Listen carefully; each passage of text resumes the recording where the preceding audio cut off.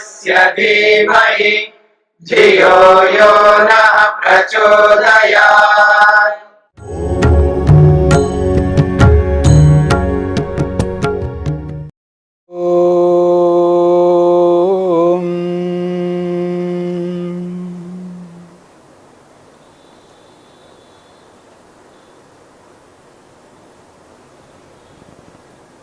मन की 5 वृत्तियों के अंतर्गत प्रमाण वृत्ति को लेकर के हमने विचार किया है। प्रमाण वृत्ति के बाद दूसरी वृत्ति है विपर्यय वृत्ति। विपर्यय को विपर्यय क्यों कहते हैं, महर्षि पतंजलि ने सूत्र के रूप में इसका समाधान किया है। विपर्ययो विपर्ययो मिथ्याज्ञानम, विपर्ययो मिथ्याज्ञानम अतद्रूप प्रतिष्ठम। विपर्यय विपर्यय को समझाते हुए महर्षि पतंजलि ने सूत्र में ही स्पष्ट किया है मिथ्याज्ञानम। विपर्यय का अर्थ मिथ्या ज्ञान है, विपर्यय का अर्थ विपरीत ज्ञान है। उस विपरीत ज्ञान को ही यहां पर मिथ्या ज्ञान के नाम से कहा है। मिथ्या ज्ञान का अर्थ है उल्टा ज्ञान, गलत ज्ञान, असत्य ज्ञान, अयथार्थ ज्ञान, यह है मिथ्या ज्ञान। मिथ्या ज्ञान को मिथ्या ज्ञान क्यों कहा जाता है, और सूत्रकार ने स्पष्ट किया यहां पर अतद रूप प्रतिष्ठम।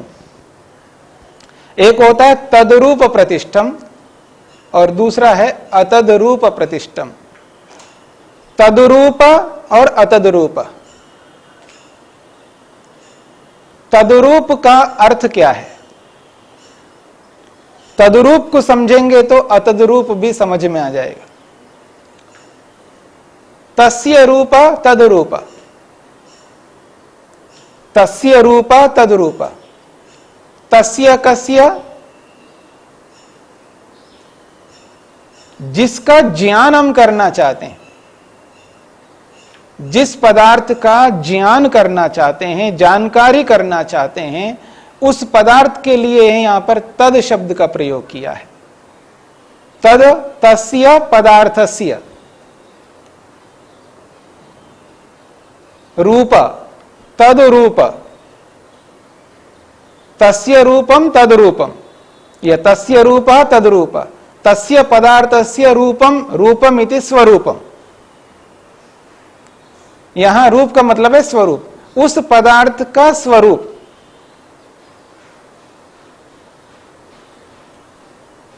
उस पदार्थ का स्वरूप जैसा है उसको तदरूपम कहते हैं।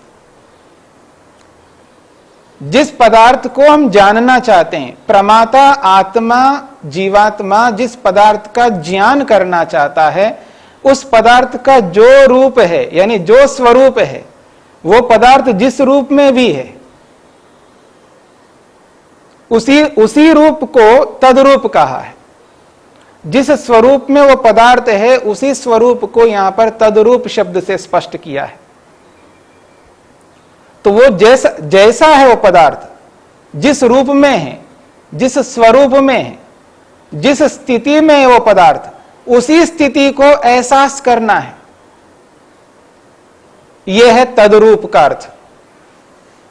पर यहां पर मिथ्या ज्ञान में ऐसा नहीं होता है। जो पदार्थ जिस रूप में है, जिस स्वरूप में है, उसके विपरीत स्वरूप में एहसास होता है व्यक्ति को। तदरूप अतदरूप, न तदरूप अतदरूप। जो तदरूप नहीं है, उस स्वरूप में नहीं है, विपरीत स्वरूप में है। प्रतिष्ठम, अंत में शब्द है प्रतिष्ठम, प्रतिष्ठम विद्यमान। प्रतिष्ठम का अर्थ है यहां पर विद्यमान। तदरूप में जो विद्यमान है उसको तदरूप प्रतिष्ठम कहेंगे। जो वस्तु जिस रूप में विद्यमान है उसको तद्रूप प्रतिष्ठम कहेंगे, और जो वस्तु जिस रूप में विद्यमान नहीं है, जिस रूप में स्थित नहीं है, उसको कहेंगे अतद्रूप प्रतिष्ठम। तो अर्थ हुआ, जो वस्तु जिस रूप में विद्यमान है उसको उस रूप में अनुभव नहीं करना, उसके विपरीत अनुभव करना, उससे उल्टा अनुभव करना, यही अतद्रूप प्रतिष्ठम का अर्थ है।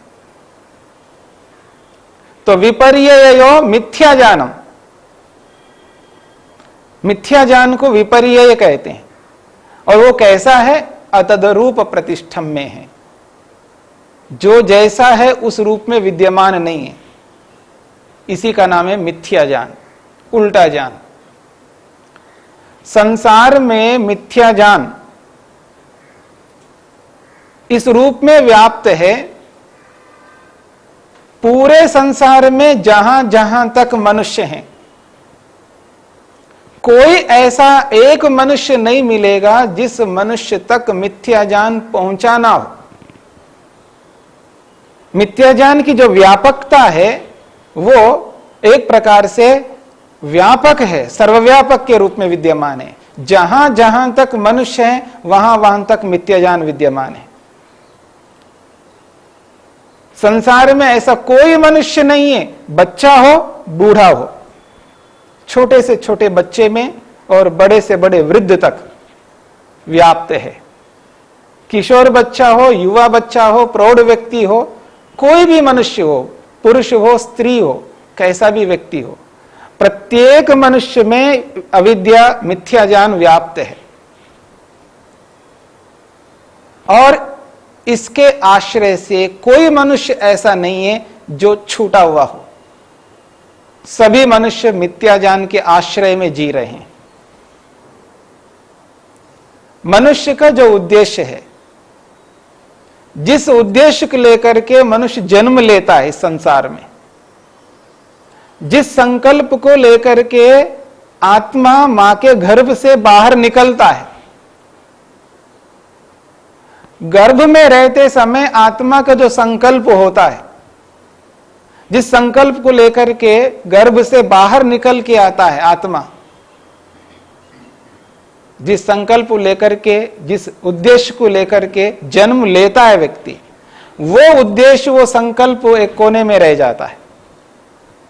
उस संकल्प को ताक में रख करके व्यक्ति चलता है और मिथ्या ज्ञान के चुंगल में फंसा हुआ है, फंस जाता है, और इस मिथ्या ज्ञान से बाहर निकलना बहुत मुश्किल सा हो गया है। वैसे व्यक्ति बहुत ऊंची ऊंची बातें करता है, बड़ी बड़ी बातें करता है, बड़ी बड़ी योजनाएं करता है, ऊंची ऊंची पढ़ाई भी करता है, बड़े बड़े कारनामे भी करता है, पता नहीं क्या क्या करने लगता है मनुष्य, बहुत कुछ करता है। इतना सब कुछ करता हुआ भी इस मिथ्या ज्ञान के चुंगल से बाहर नहीं निकल पा रहा है। और इस मिथ्या ज्ञान ने मनुष्य को ऐसा जकड़ करके रखा है जैसे बंदरी जो है किसी मरे हुए बच्चे को पकड़ करके रखती है। उसको यह एहसास नहीं होता है कि यह बच्चा मर गया है, सूख सूख करके हड्डियां निकल के आ गई, तो भी बंदरी जो है उस बच्चे को पकड़ करके रखा है। और ये जो स्थिति है, यही मनुष्य की स्थिति है। मिथ्या ज्ञान इतना व्याप्त हो गया है व्यक्ति के अंदर, रोम रोम में विद्यमान है। कहने को व्यक्ति कहता है धन से कोई मुक्ति मिलने वाली नहीं है, धन से मुक्ति मिलने वाली नहीं है, पर धन के पीछे लगा हुआ है, वित्तेषणा से ओतप्रोत है। इसीलिए व्यक्ति उस धन के लिए समय निकालता है। धन के लिए व्यक्ति के पास समय ही समय है, पर मुक्ति के लिए समय नहीं है। कोई धन में फंसा हुआ है, धन के चक्कर में चला हुआ है, कोई व्यक्ति रूप में फंसा हुआ है, कोई व्यक्ति खाने में फंसा हुआ है, कोई पुस्तकों में फंसा हुआ है, कोई व्याख्यान देने में फंसा हुआ है, कोई आश्रम बनाने फंसा हुआ है। अलग अलग व्यक्ति किसी ना किसी विषय में फंसा हुआ दिखाई देगा। कोई क्रोध में, कोई लोभ में, कोई ईर्ष्या में, कोई अहंकार में, कोई किसी में, कोई किसी में। हर व्यक्ति में कोई ना कोई एक स्थिति ऐसी है, उससे बाहर निकल के नहीं आता व्यक्ति। किसी को रूप नहीं भाता है तो उसको शब्द बहुत अच्छा भाता है, किसी को शब्द नहीं भाता है तो किसी को रस बहुत अच्छा भाता है, अच्छे ढंग से रस में लगा हुआ है। कोई रस में लगा हुआ है तो कोई गंध में लगा हुआ है। यानी किसी न किसी रूप में, रस में, गंध में, स्पर्श में, शब्द में आदमी जकड़ा हुआ है। कोई जमीन के पीछे लगा हुआ है, तो मकान के पीछे में लगा हुआ है, कोई गाड़ियों के पीछे लगा हुआ है, कोई किसी ना किसी के पीछे लगा हुआ है। बस निरंतर उठने से लेकर के रात्रि में सोने तक। और आज व्यक्ति होश में है, और जब तक संसार में होश में रहेगा वो किसी ना किसी के पीछे लगा हुआ दिखाई देगा। तो इससे यह पता लगता है कि मिथ्या ज्ञान के जो जड़ें हैं वो कितना विशाल है, कितने व्यापक हैं। मतलब यहां पर विद्यमान है अविद्या, तो उसकी जड़ें जो है ऐसी फैलती जा रही है, फैलती जा रही है। और संसार में जिस किसी भी कोने में मनुष्य है वहां तक उसकी जड़ है। इतना व्यापक रूप से विद्यमान है मिथ्या ज्ञान। कोई ऐसा विषय नहीं है उस क्षेत्र में ये कह सके कि इस क्षेत्र में मिथ्या ज्ञान नहीं है। कोई ऐसा क्षेत्र नहीं है, सर्वत्र फैला हुआ है मिथ्या ज्ञान। और इसी मिथ्या ज्ञान के कारण से व्यक्ति चाहता हुआ भी उस लक्ष्य को सामने नहीं रख पाता है। चाहता हुआ भी इस मिथ्या ज्ञान के कारण से उसने जो संकल्प लिया हुआ है, उस संकल्प को पूरा करने के लिए उद्यम, मेहनत, पुरुषार्थ जैसा व्यक्ति को करना है वैसा उद्यम नहीं कर पाता है।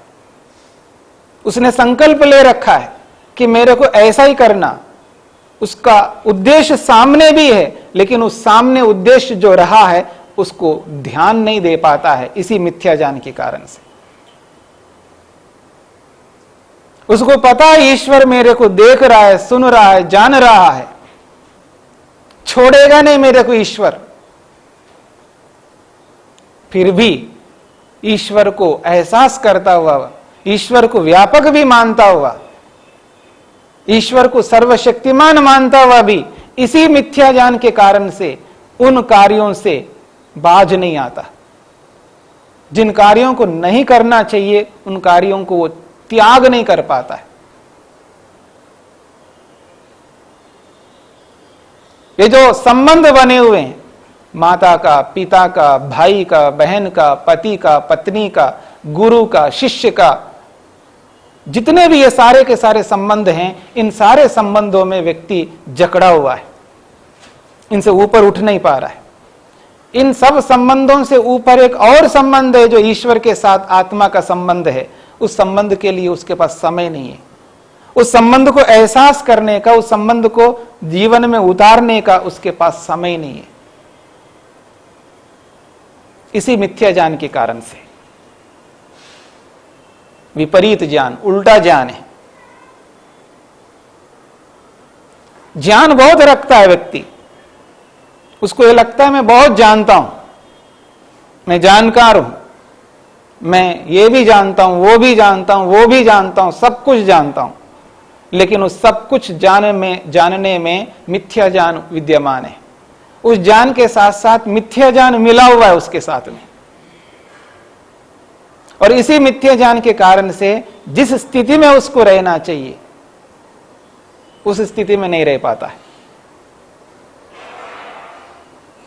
और देखिए, कहने को वो कहता है मैं चाहूं तो ऐसा कर सकता हूं, लेकिन करता नहीं है। आश्चर्य की बात यह है, वो कहता है मैं चाहूं तो ये कर सकता हूं, लेकिन करता नहीं है। आप ही कर सकते क्या? मैं नहीं कर सकता? मैं भी कर सकता हूं। क्या समझते हैं आप अपने आप को? मैं भी करता हूं, लेकिन करेगा नहीं।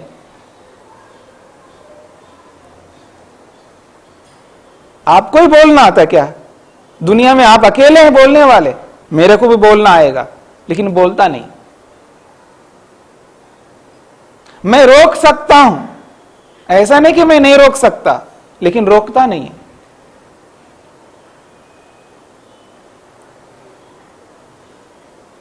देखो कैसे बैठा हुआ है, बिल्कुल मौन, बिल्कुल मौन है, दिखा रहा है, कुछ भी नहीं बोलता है। यानी सामने वाला कोई एहसास करता है, ये ऐसा करता है, मैं भी कर सकता हूं, लेकिन करता नहीं। मैं ये भी कर सकता हूं, वो भी कर सकता हूं, सब कुछ कर सकता हूं, लेकिन करता नहीं है। करेंगे तभी तो लाभ होगा। कर सकता हूं ये बात तो व्याप्त है, और आत्मा सब कुछ कर सकता है। जिस काम को एक व्यक्ति कर रहा है, क्योंकि वो कर सकता है इसलिए कर रहा है, क्योंकि वो एक आत्मा है। जब वो आत्मा इस बात को कर सकता है, तो प्रत्येक आत्मा उस बात को करेगा। कर सकने का सामर्थ्य प्रत्येक आत्मा में है। केवल सामर्थ्य के रहने से काम नहीं चल सकता, उस सामर्थ्य का उपयोग करना पड़ेगा, उसको क्रियान्वित करना पड़ेगा, उसको कर्म में बदलना पड़ेगा उस सामर्थ्य को, तब जाकर के हम उस स्थिति तक पहुंच सकते हैं। केवल अपने सामर्थ्य को पहचानने मात्र से उन्नति नहीं हो सकती है। अपने सामर्थ्य को पहचान करके उसको क्रिया के रूप में लाना होगा, उसको धरती पर उतारना पड़ेगा। जब धरती पर उतारता है व्यक्ति, तब उसको एहसास होता है, हां मैं ये कर सकता हूं, इसलिए कर रहा हूं। जब व्यक्ति नहीं करता, क्रिया नहीं करता है, तब केवल बोलता है व्यक्ति, और उस बोलने में अहंकार काम करता है। याद रखना, उस बोलने में जब अहंकार काम करता है, तो वो अहंकार मिथ्या ज्ञान से ओतप्रोत है।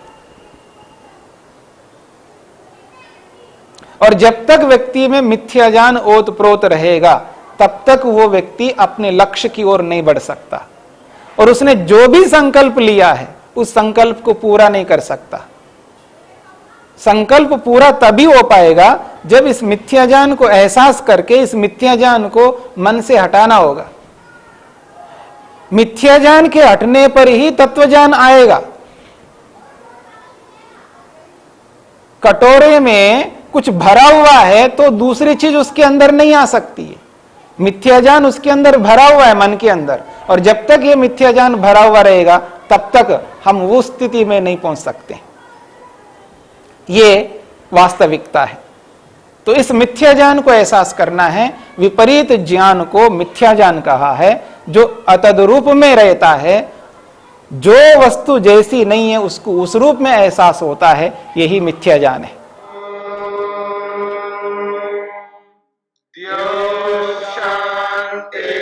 शांतिरंतरिक्षं शांति पृथिवी शांतिरापः शांतिरोषधयः